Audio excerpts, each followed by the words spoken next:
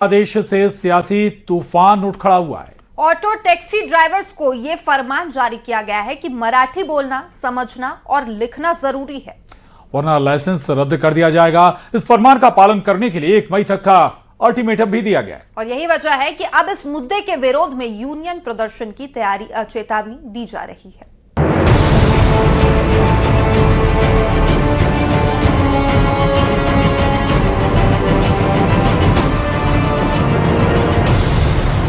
महाराष्ट्र में मराठी भाषा पर संग्राम कोई नया नहीं है, लेकिन इस बार जो नया है वो है इसका सीधा असर रोजी रोटी पर पड़ना। सरकार ने ऑटो और टैक्सी चालकों के लिए मराठी भाषा को अनिवार्य करने का फरमान सुनाया है। यानी अब सिर्फ सड़कें नहीं, भाषा भी लाइसेंस का हिस्सा बन गई है। 1 मई तक की डेडलाइन तय की गई है और साफ चेतावनी है कि नियम नहीं मानने पर लाइसेंस रद्द हो सकता है।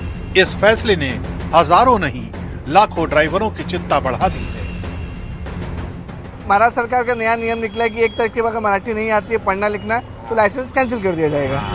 वो मौका दे रहे हैं ना, 1-2 महीने का मौका दे रहे हैं सीखने का। पब्लिक सीखेगी, जिनको रहना है, जिनको नहीं रहना वो नहीं सीखेगी। भाई सरकार के ऊपर है, हम उसके आगे क्या बोले।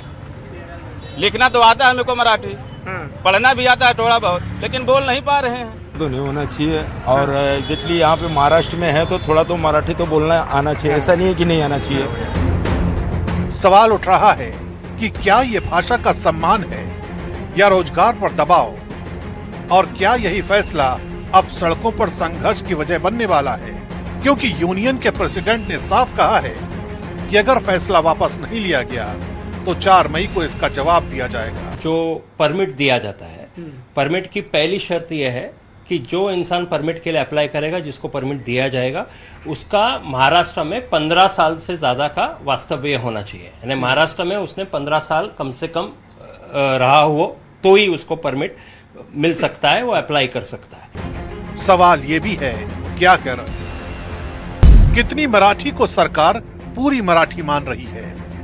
यहाँ जवाब है बोलना, समझना और लिखना। यानी जो मराठी बोल सकेगा, समझ सकेगा और लिख सकेगा, वही टैक्सी या ऑटो चला सकेगा। बाकियों का लाइसेंस रद्द कर दिया जाएगा। हमारे राज्य में बहुत सारे लोग हैं जो हिंदी भाषिक है, जो हमारे पास रिक्शा का परमिट लेते हैं, हमारे पास ओला, उबेर या रैपिडो जैसे गाड़ियों में ड्राइवर के तौर पे काम करते हैं। उनको लाइसेंस लगता है, उनको बैच लगता है, उनको परमिट लगता है रिक्शा वालों को।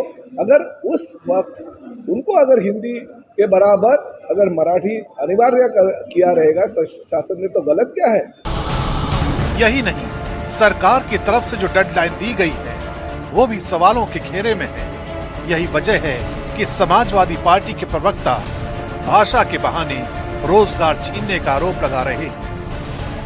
जिस भाषा में बोलना चाहेगा उस भाषा में जो है वो बात करेगा, लेकिन आप जबरदस्ती किसे कहेंगे कि अगर तुम एक तरफ तो आप रोजगार दे नहीं पा रहे हो, दूसरी तरफ आप लोगों से कह रहे हो कि अगर आप मराठी भाषा में नहीं बात करोगे तो तुमसे तुम्हारा रोजगार छीन लिया जाएगा। और यहाँ के बहुत से लोग उत्तर प्रदेश के और बिहार के बहुत से लोग महाराष्ट्र में काम करते हैं, तो क्या आप उनसे भाषा के नाम पर आप उनसे उनका रोजगार छीनने का काम करोगे? भाई आपको जहां आपको रोजगार देना चाहिए, जिन जिन राज्यों में भी भारतीय जनता पार्टी की और एनडीए की सरकार है, वहां का लॉ एंड ऑर्डर पूरी तरीके से ध्वस्त हो चुका है। सरकार के इस फैसले पर सबसे बड़ा सवाल यही उठ रहा है कि क्या इतनी सख्ती वाकई जरूरी थी? क्या भाषा के नाम पर रोजगार की शर्तें तय करना सही है? सवाल ये भी है कि क्या इस फैसले से व्यवस्था सुधरेगी या जमीन पर टकराव बढ़ेगा?